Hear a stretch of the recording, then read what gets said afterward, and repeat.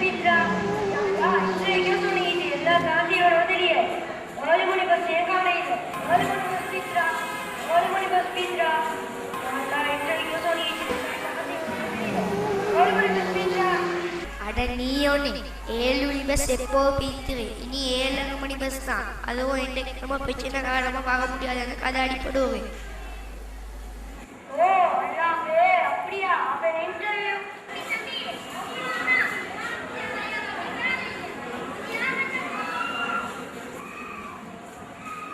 அதோ ரோனியா சொல்றது எப்படியாவது போயிடணும் தொங்கிக் கொண்டு தான் போக வேணாம் அப்பாடா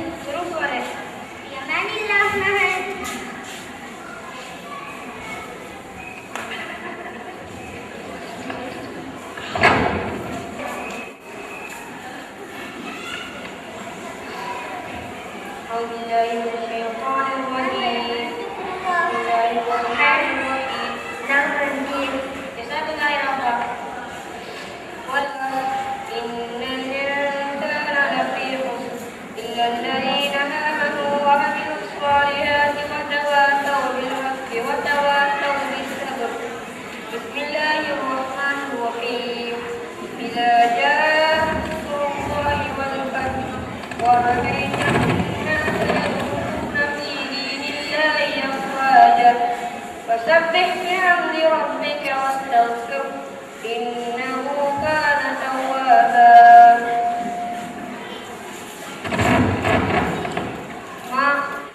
அஞ்சு நாற்பதாவது நான் புத்தகங்கள் அடிக்க வைக்கிறேன்.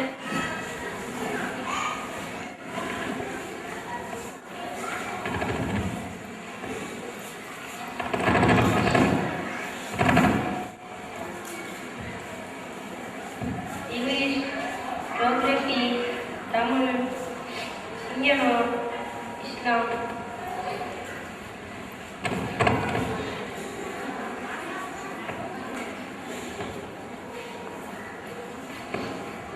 தண்ணி பிடிக்கிற கேளுங்க.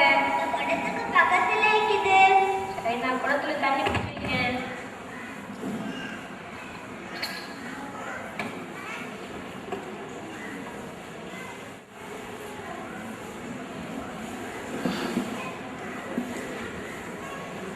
தண்ணி பிடிச்சி வச்சுட்டேன்.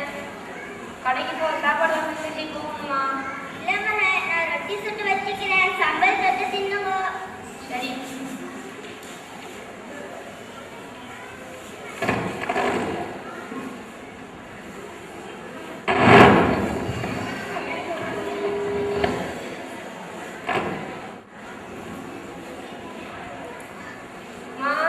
பாப்பா, ஆரம்பதாவது நான் ஸ்கூலுக்கு போறதுக்கு புறப்படுறேன்.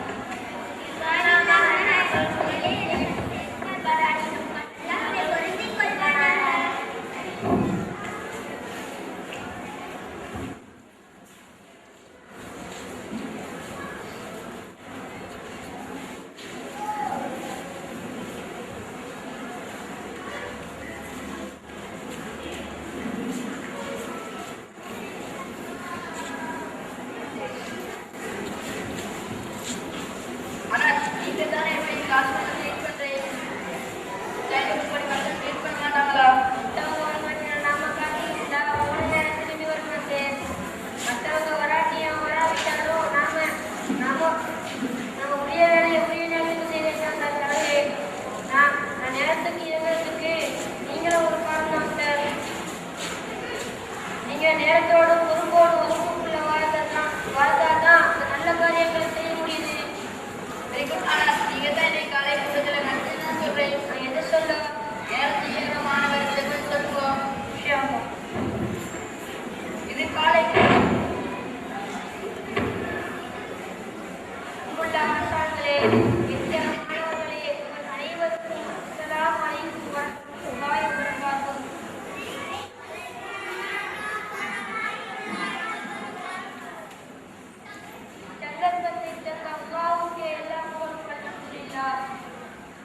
காலம் விலை மதிக்க முடியாத ஒரு அடிப்படை.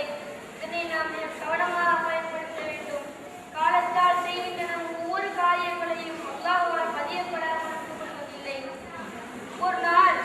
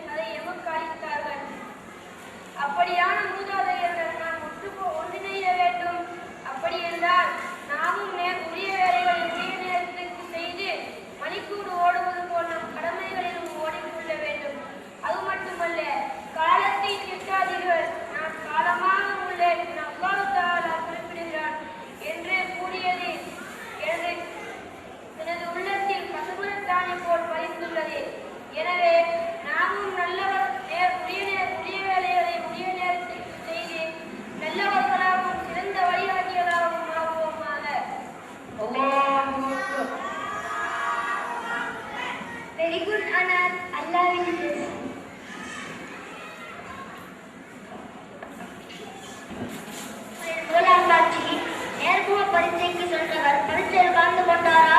இல்லை.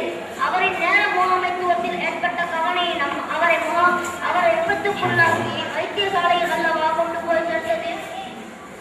பாடசாலைக்கு தன் மகளை உரிய நேரத்துக்கு அனுப்ப தவறிய தாய் கடத்தி செல்லப்பட்ட தன் மகளின் நிலையை எண்ணி ஏங்கி தவிக்க நேருமா? இதைத்தானே நாம் இக்காலகட்டத்தில் கண்டுகொண்டிருக்கின்றோம். பாடசாலை செல்லும் தம் பிள்ளைகளை அகமும் முகமும் மலர கரிசனை காட்டி உரிய நேரத்துக்கு அனுப்ப வேண்டிய பெற்றோர் ஒன்று தூக்கம் அல்லது போலீஸ் கதை அல்லது தம் சொந்த பிரச்சனையில் ஆழ்ந்திருக்கும்.